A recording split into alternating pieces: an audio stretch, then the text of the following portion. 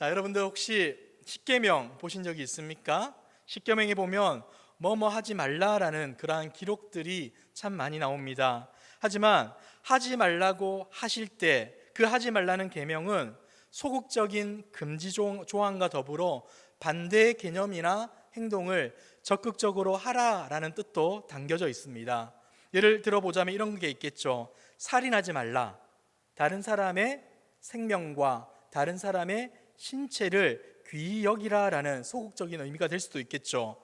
동시에 이것을 달리 말하자면 이웃을 뜨겁게 사랑하셔야 합니다라는 의미 또한 포함되어 있다라고 볼 수 있습니다.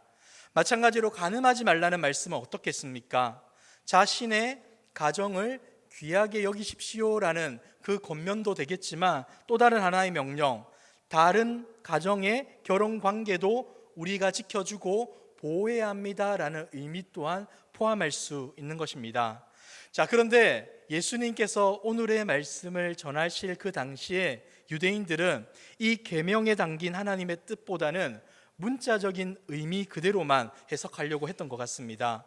7계명을 주신 하나님의 의도를 생각하기보다는 하나님의 뜻과 다른 행동을 추구했다는 것이죠.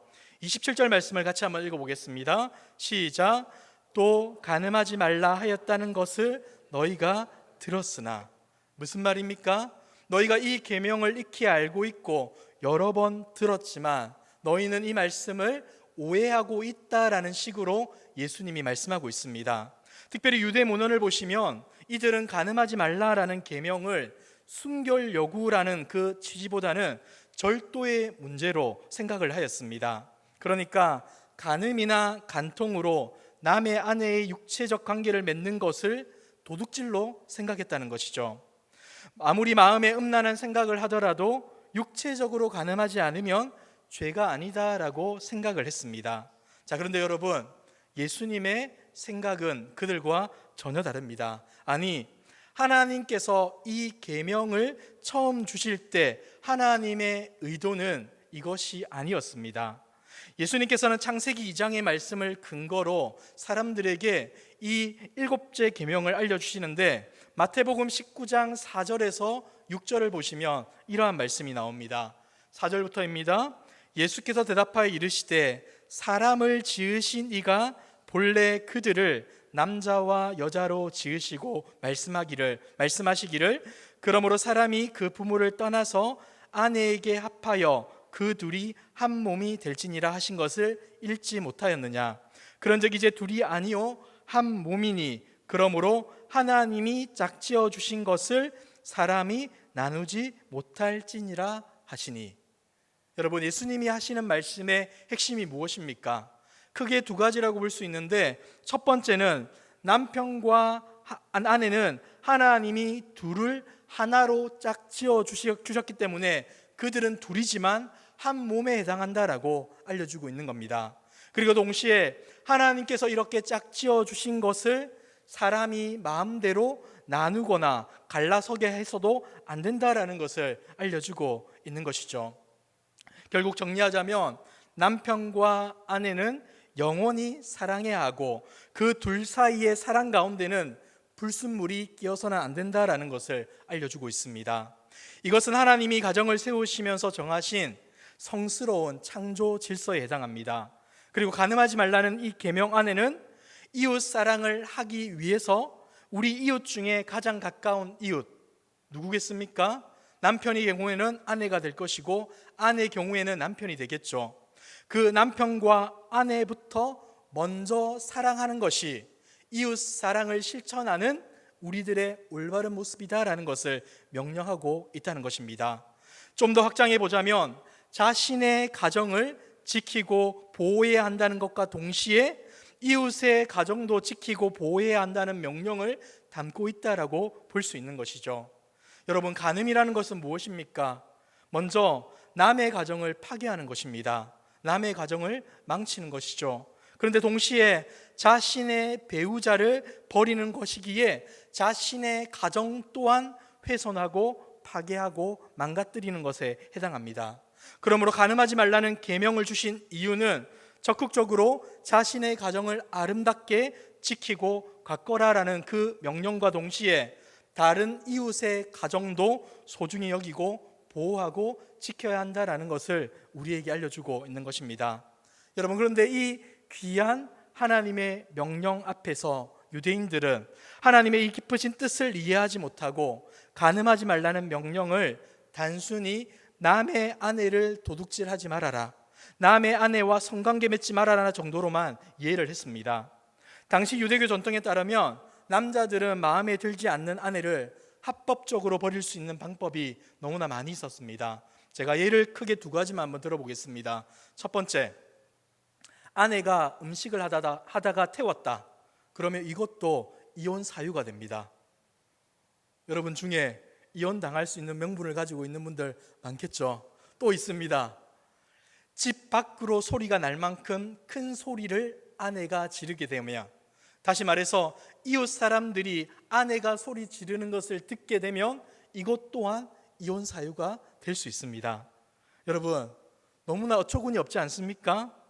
그들은 율법을 자기 마음대로 해석하고 적용했던 것인데, 그래서 남자들은 아내가 마음에 들지 않으면 이런저런 이유들을 가지고 가정을 깨뜨려 버렸습니다. 그리고 자기 마음에 드는 여자를 자신의 아내로 삼았다는 것이죠.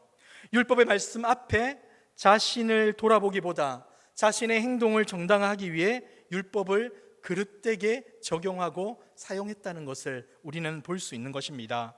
그리고 내가 아내를 버린 것이 합법이다, 정당하다라고 주장했으니 이 얼마나 파렴치한 그런 모습이겠습니까? 자, 그래서 예수님께서는 말씀한 겁니다. 27절, 28절 말씀을 보시면 예수님께서 이렇게 말씀합니다. 또 간음하지 말라 하였다는 것을 너희가 들었으나 나는 너희에게 이르노니 음욕을 품고 여자를 보는 자마다 마음에 이미 간음하였느니라. 너희들은 지금까지 간음하지 말라는 계명을 오해하고 있었다. 간음하지 말라는 명령을 그런 식으로 이해하면 안 된다라고 말씀합니다. 예수님은 남녀가 육체적으로 음행을 저지르지 않아도 여자를 보고 음욕만 품어도, 즉 아내가 아닌 여자와 성적 관계에 대한 생각만 해도 마음으로 이미 간음한 것이다 라고 말씀합니다. 유대인들은 자기 마음대로 율법을 해석하여 합법적으로 아내를 버리고 다른 여자를 데려왔는데, 주님은 그들이 이미 마음의 음욕을 품고 그러한 짓을 했기에 그들의 행위가 간음이라고 지적하고 있는 것이죠. 마음으로 간음하는 것이나 육체적으로 간음하는 것이나 똑같은 것이다 라고 알려주고 있습니다. 여러분, 왜 그렇습니까? 잘못된 행동이라는 것은 그 행동을 하려는 욕망으로부터 시작되기 때문입니다. 그렇기 때문에 예수님께서는 그 욕망이 자리 잡았다면 그 욕망이 이미 죄가 되었다라고 알려주고 있습니다. 자, 그런데 여러분, 예수님의 말씀을 있는 그대로 적용해 보자면 어떻게 되겠습니까? 간음하지 말라는 이 예수님의 가르침, 하나님의 율법 앞에서 자유로울 수 있는 사람이 누가 있겠습니까? 몇 명이나 되겠습니까? 정상적이고 건강한 사람이라면 성적 욕망은 일어나기 마련입니다. 그런데 그 누가 이러한 가르침 앞에서 저는 깨끗합니다, 저는 문제가 없습니다, 저는 잘 지켰습니다 라고 그렇게 담대하게 말할 수가 있겠습니까?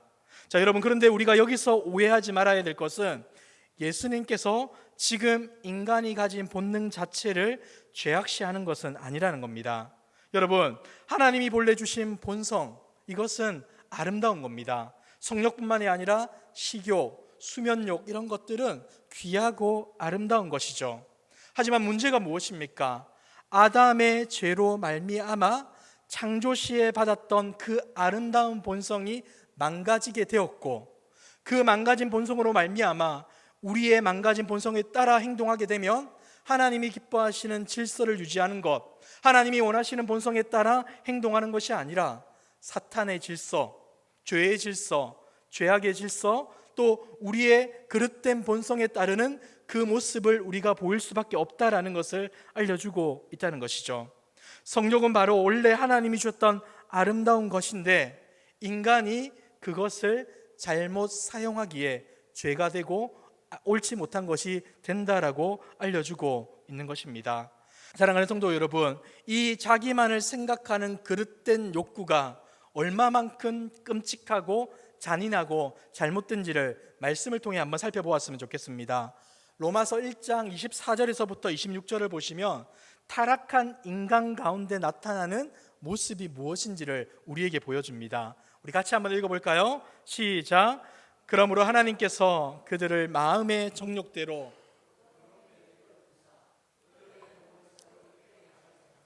이는 그들이 하나님의 진리를 거짓 것으로 바꾸어 피조물을 조물주보다 더 경배하고 섬김이라. 주는 곧 영원히 찬송할 이시로다. 아멘. 26절입니다. 이 때문에 하나님께서 그들을 부끄러운 욕심에 내버려 두셨으니 곧 그들의 여자들도 순리대로 쓸 것을 바꾸어 영리로 쓰며. 아멘. 여러분, 성적 욕구 자체는 죄가 아니지만 타락한 죄인에게 그 욕구를 마음대로 쓰도록 내버려 두면 죄에 빠지고 만다라고 알려주고 있습니다. 범죄한 인간들은 이 성적 본능을 아름답게 사용할 능력 자체가 상실해 버렸기에 그래서 성욕이 음욕이 되고 음욕이 간음죄로 이어지게 된다라는 것을 말씀해주고 있는 것입니다. 여러분, 요즘 뉴스에 나오는 이야기들을 한번 보십시오. 타락한 본성에 따라 행동한 인간들은 실컷 음행을 저지르고 나서 담대하게 이야기합니다. 나는 본능에 충실했다. 나는 내 감정에 정직했다라고 말하며 담대하게 나아갑니다. 이처럼 음욕은 무서운 것임을 우리는 반드시 기억해야 합니다. 음욕이 통제되지 않으면 곧장 간음으로 이어지고 자신은 감정에 솔직하게 행동했다고 억지를 쓰게 된다는 겁니다. 그 솔직함, 하나님 앞의 솔직함이 아니라 죄의 노예, 사탄의 노예가 되었다는 사실을 망각하기에 나타나는 모습이라고 볼 수 있는 것이죠. 이러한 잘못된 음행의 모습을 보였던 것이 비단 우리만의 문제이겠습니까? 성경에 보시면 이러한 모습을 잘 보여주는 인물 한 사람이 있습니다. 바로 다윗입니다. 사무엘하 11장 1절에서 5절을 보시면 이런 말씀이 있습니다. 그 해가 돌아와 왕들이 출전할 때가 되매 다윗이 요압과 그에게 있는 그의 부하들과 온 이스라엘 군대를 보내니 그들이 암몬 자손을 멸하고 랍바를 에워쌌고 다윗은 예루살렘에 그대로 있었다라고 이야기합니다. 여러분, 다윗이 어떤 사람입니까? 처음에 그가 왕이 되기 전 사울에게 쫓겨다니며 광야에서 고생할 때는 하나님의 성령으로 충만하였고 경건하고 거룩한 삶을 살았습니다. 그러다가 왕권이 확립되고 나라가 안정되고 이제 직접 전쟁터에 나가지 않아도 될 만큼 여유가 되자 궁궐 안에서 편안하게 머물 수 있게 되면서 문제가 발생하였다라는 것을 우리에게 알려주고 있는 것이죠. 이어지는 2절을 보시면 저녁 때, 이것이 알려주는 것은 이것입니다. 낮잠을 충분히 자다 보니까 게을러지게 되었고 밤에 잠이 오지 않은 겁니다. 그리고 죄의 유혹을 받게 된다는 것이죠. 다윗이 그의 침상에서 일어나 왕궁 옥상에서 거닐다가 그곳에서 보니 한 여인이 목욕을 하는데 심히 아름다워 보이는지라. 여러분, 다른 잘못된 것을 보는 것이 잘못된 것이 아닙니다. 여자가 목욕하는 것을 보았다면 어떻게 해야 됩니까? 눈을 돌리고 눈을 감고 보지 않는 것이 마땅한 모습 아니겠습니까? 하지만 다윗은 어떻게 합니까? 3절입니다. 다윗이 사람을 보내 그 여인을 알아보게 하였더니 그가 아뢰되 그는 엘리암의 딸이요 햇사람 우리아의 아내 밧세바가 아니니까 하니 다윗이 전령을 보내어 그 여자를 자기에게로 데려오게 하고 그 여자가 그 부정함을 깨끗하게 하였으므로. 그 여인을 알아본 이유가 무엇입니까? 남의 아내를 데려오면서 무슨 부정을 깨끗게 했다는 말입니까? 아마도 여성의 생리기간과 잠자리를 같이 하는 것에 대한 율법 규정을 어기지나 않았을까라는 그 생각에서 이러한 것들을 살펴본 것입니다. 남의 여자 손대면서 그런 율법 지키면 깨끗해진다는 발상 자체가 얼마나 어리석고 악한 모습입니까? 더불어 동침함에 그 여자가 자기 집으로 돌아가니라. 그리고 5절에 보시면 그 여인이 임신함에 사람을 보내 다윗에게 말하여 이르되 내가 임신하였나이다 하니라. 여러분, 이 소식을 전해 들은 다윗은 어떻게 합니까? 허둥댑니다. 어떻게 하면 이 문제를 감출까 궁리하기 시작했던 겁니다. 다윗은 밧세바를 사랑하지 않았습니다. 그저 욕구의 대상으로 철저하게 이용했던 것뿐이죠. 그러니 임신했다는 소식을 듣고 그가 보인 반응, 임신이 자신과 관계없는 것처럼 만들려고 부단히 노력을 했던 것이죠. 그래서 그가 했던 첫 번째 방법은 이것입니다. 전쟁터에 나가 있던 밧세바의 남편이었던 우리아를 불러서 집에 가서 마음껏 먹고 밧세바와 잠자리를 갖게끔 만듭니다. 이 얼마나 파렴치하고 무책임하고 비열한 모습입니까? 그런데 우리아는 동료들을 전쟁터에 남겨두고 그들이 고생하고 있는데 자신만 어떻게 집에서 편히 누울 수 있느냐라고 하면서 집에 들어가지 않고 밖에서 잠을 청합니다. 이에 다윗은 마음이 답답했고 다시금 그를 먹이고 또 술 취하게 만들어서 집으로 돌려보냅니다. 하지만 술에 취했음에도 불구하고 우리아는 그 아내와 잠을 자지 않습니다. 그러자 다윗은 어떻게 합니까? 14절 15절입니다. 우리 같이 한번 읽어볼까요? 시작. 아침이 되매 다윗이 편지를 써서 우리아의 손에 들려 요압에게 보내니 그 편지에서 너희가 우리아를 맹렬한 싸움에 앞세워 두고 너희는 뒤로 물러가서 그로 말미암아 죽게 하라 하였더라. 일국의 왕이 자신의 죄를 감추려고 왕과 나라를 위해 충성하는 충신까지 죽이라고 명령을 한 겁니다. 한번 죄에 빠진 이후 스스로를 통제하지 못하여 계속 악으로 죄로 달려가게 되었다는 것이죠. 나중에 나단 선지자가 강력히 책망하여서 돌이키고 회개하게 되었지만 그 전까지만 하더라도 그는 계속하여서 죄를 짓고 죄를 감추기에 급급합니다. 우리는 다윗의 이 범죄를 보면서 음욕이 얼마나 무서운 결과를 낳는지를 보게 됩니다. 다윗이 밧세바를 범한 것은 결코 사랑이 아니었습니다. 자신의 욕구를 만족시킬 대상으로 밧세바가 눈에 들어왔고 남의 아내인 줄 알면서도 음욕을 품었습니다.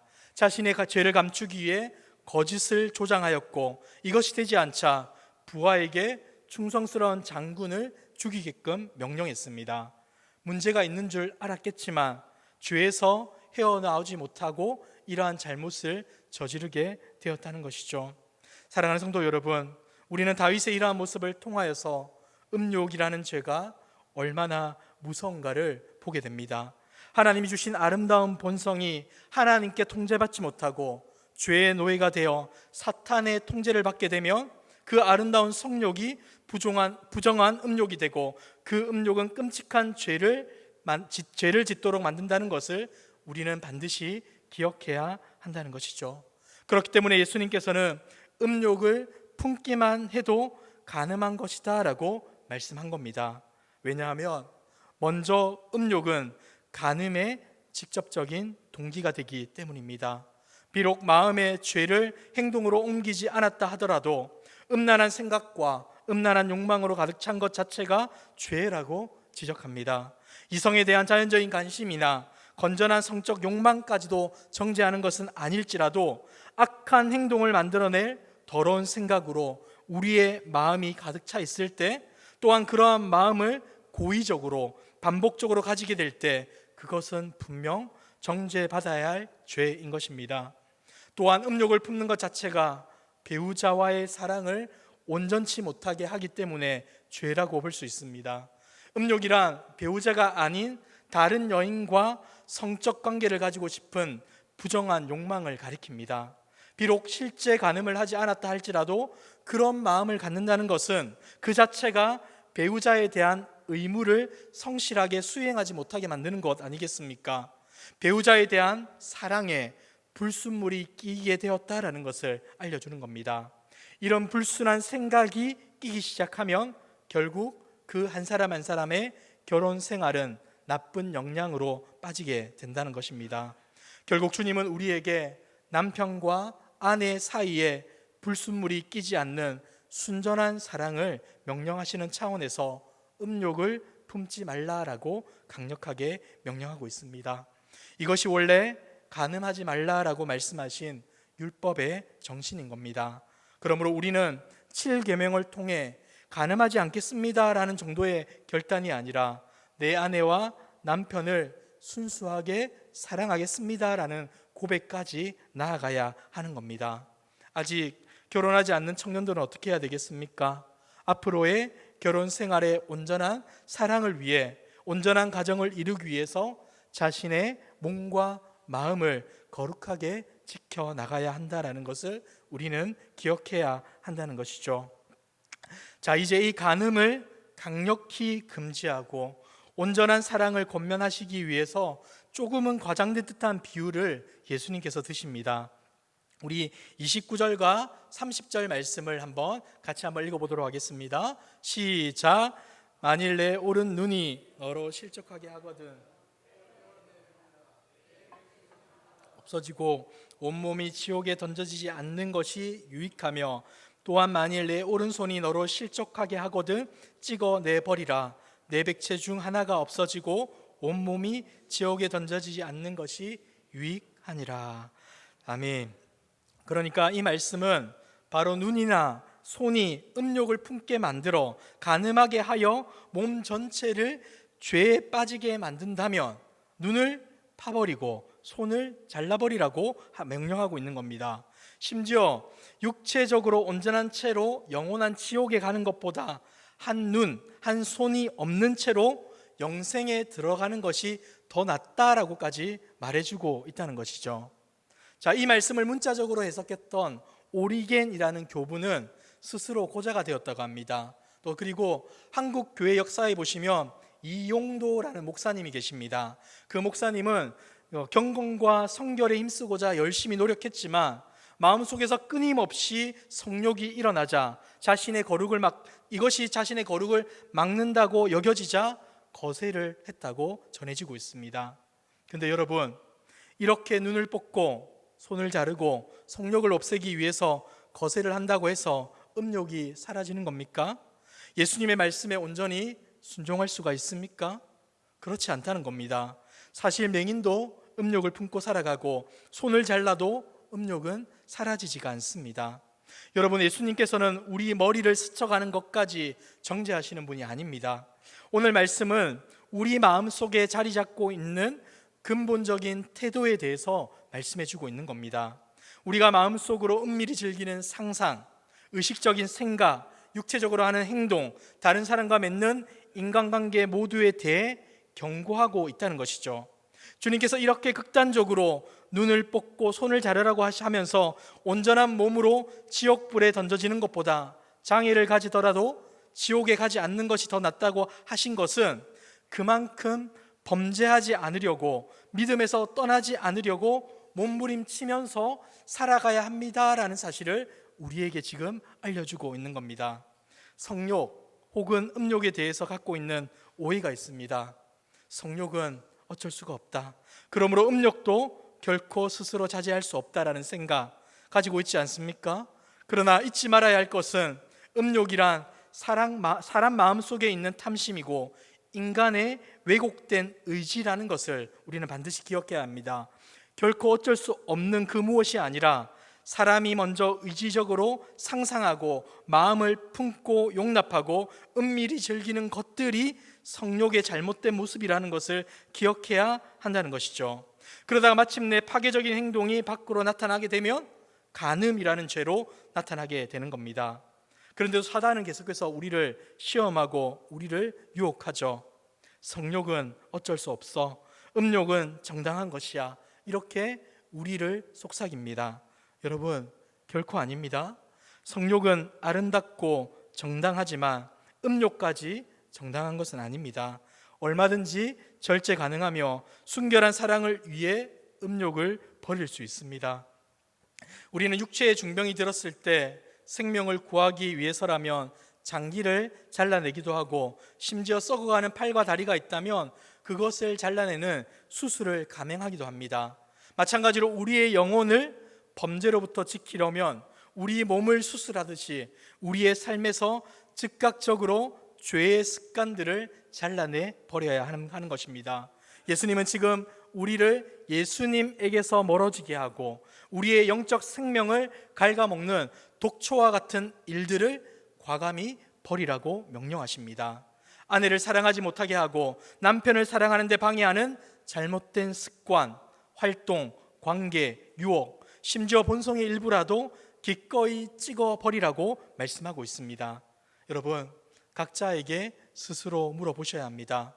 남편과 아내를 사랑하는데 방해가 되는 것, 음욕을 불러일으키는 것이 무엇입니까? 말씀을 듣다가 마음에 찔리는 것이 있다면 어떤 여유도 주지 말고 합리화시키지 말고 단호하게 결단하셔야 하는 겁니다. 과도하게 텔레비전을 시청하고 너무 잦은 회식에 나가는 것, 인터넷에 너무 많은 시간을 쓰고 있거나 게임이나 도박에 혹시 중독되어 있지 않은지 우리는 살펴보아야 합니다. 나는 좋은 취미라고 말하지만 배우자와 함께 즐기지 않아서 배우자로 하여금 외롭게 만들거나 죄 짓게 만들지 않는지 돌아봐야 합니다. 버려야 할 습관이 무엇이고 만나지 말아야 할 사람이 누구입니까? 가지 말아야 할 장소는 어디입니까? 우리가 영광스러운 새 몸을 갖기 전까지는 아무도 죄에서 완전히 자유로울 수는 없습니다. 하지만 하나님께서는 우리가 죄에 매달리는 것이 아니라 죄를 끊어버리시기를 원하십니다. 참 사랑에 집중하면 반드시 이렇게 할 수 있다라고 말씀해 주고 있습니다. 때문에 우리는 사도 바울이 교회들에게 했던 권면에 귀 기울일 필요가 있습니다. 에베소서 5장 2절에서 5절을 보시면 이런 말씀이 나오죠. 그리스도께서 너희를 사랑하신 것 같이 너희도 사랑 가운데서 행하라. 그는 우리를 위하여 자신을 버리사 향기로운 제물과 희생제물로 하나님께 드리셨느니라. 주님께서 우리를 위해서 이렇게 하셨으니 우리는 어떻게 해야 된다는 겁니까? 3절에 보시면 음행과 온갖 더러운 것과 탐욕은 너희 중에 그 이름조차도 부르지 말라. 이는 성도에게 마땅한 바니라. 하나님께서 우리의 더러운 것들을 깨끗하기 위하여 이 땅에 오셨고 우리의 죄를 사해 주시기 위해 자신의 생명을 내어주셨는데 우리가 그 예수 그리스도의 십자가의 사랑을 안다면, 그 은혜를 믿는다면 우리는 결코 그 불순하고 음행과 온갖 더러운 것과 탐욕에 우리의 삶을 방치해서는 안 된다라고 말씀해주고 있는 것이죠. 이어지는 4절과 5절을 보시면 누추함과 어리석은 말이나 희롱의 말이 마땅치 아니하니 오히려 감사하는 말을 하라. 우리의 삶을 돌아보라는 겁니다. 너희도 정녕 이것을 알거니와 음행하는 자나 더러운 자나 탐하는 자 곧 우상 숭배자는 다 그리스도와 하나님 나라에서 기업을 얻지 못하리니. 여러분, 무슨 말입니까? 이 음행을 다스리지 못하는 자는 하나님 나라의 백성이 아닌 것이다 라고까지 말해주고 있는 것입니다. 다른 것은 몰라도 음욕을 품게 하는 것은 아예 보지도 말고 듣지도 말고 근처에 가지도 말아야 한다라고 알려주고 있습니다. 십자가의 은혜로 구원받은 성도는 마땅히 이렇게 살아야 한다라고 알려주고 있는 것이죠. 골로새서 3장 5절에 보시면 이런 말씀이 있습니다. 같이 한번 읽어보겠습니다. 시작. 그러므로 땅에 있는 지체를 죽이라. 곧 음란과 탐심은 우상 숭배이라. 음란, 음욕은 우리 몸에 늘 붙어 다니는 것들로 이것들을 어떻게 하라고 합니까? 죽이고 끊어야 한다라고 알려주고 있죠. 더군다나 이 음욕은 다른 죄와 다릅니다. 다른 죄는 우리가 죄를 저지를 때 다른 사람의 시선에 보입니다. 눈에 보여서 확인이 가능합니다. 하지만 이 음욕은 어떻습니까? 다른 죄와 달리 은밀한 죄로서 밖에 잘 드러나지 않습니다. 그래서 다른 사람을 속이고 혼자 음욕을 품고 더 깊은 죄에 빠질 가능성이 농후합니다. 그래서 다른 사람을 속이고 다른 사람을 속인 채 이 음란한 죄를 저지를 때가 있다는 것이죠. 그래서 예수님은 음란한 눈길도 음욕을 품는 것도 죄가 된다라고 단호하게 말씀하고 있는 것입니다. 사랑하는 성도 여러분, 하나님은 우리의 마음과 생각까지도 다 아시는 분이십니다. 사람의 눈은 속일 수 있어도 하나님을 속일 수는 없습니다. 그분은 우리의 행동만큼이나 생각과 감정도 보시는데, 그래서 우리는 더더욱 다른 죄보다 이 음욕과 관계된 관계에서는 하나님 앞에 철저하고 거룩하게 서고자 몸부림치는 그 모습을 가져야 한다라는 것을 우리는 기억해야 합니다. 사랑하는 성도 여러분, 말씀을 정리하도록 하겠습니다. 예수님은 마음의 음욕만 품어도 간음이라고 말씀하시면서 성도에게는 지극한 순결을 요청하십니다. 그런데 예수님이 이러한 요청은 자신의 거룩함을 사람들과 하나님 앞에 증명하기 위해서 이렇게 하라는 것이 절대 아닙니다. 거룩과 순결을 통해 하나님의 아름다움을 드러내고 하나님의 의로움을 자랑해라 라고 알려주고 있는 것이죠. 그래서 하나님에 대한 우리의 사랑에 불순물이 끼지 않도록 우리의 거룩함을 지키라고 하는 겁니다. 그리고 이웃을 사랑하는 것에도 불순물이 끼지 않아야 하는데, 이를 위해 무엇보다 부부관계에 불순물이 끼지 않아야 한다라고 말씀해 주십니다. 남편과 아내는 가장 가까운 이웃이기 때문에, 그래서 우리는 성욕이라는 본성이 내 생각과 감정의 지배가 아니라 성령 하나님의 지배 아래 있도록 기도하고 도움을 요청해야 한다는 것이죠. 구체적으로 끊을 것을 끊어버리는 용단을 내려야 합니다. 그래서 어제보다 오늘, 오늘보다 내일이 주님을 더 사랑하고 가족을 사랑하며 이웃을 사랑하는 모습이 되어야 한다라고 알려주고 있습니다. 사랑하는 성도 여러분, 거룩과 성결이 부담과 불편함이 아니라 하나님과 이웃을 온전하게 사랑하기 위한 아름다운 수고와 노력이 되기를 소망합니다. 우리의 가장 가까운 이웃인 아내와 남편을 먼저 사랑함으로 교회와 성도들, 밖에 만나는 이웃들도 제대로 사랑할 수 있는, 그리하여 하나님이 우리에게 보여주신 그 사랑으로 모든 이웃들을 열심히 사랑함으로 하나님의 의로움과 하나님의 거룩함을 보여줄 수 있는 저와 여러분들의 모습이 되기를 주님의 이름으로 축복합니다.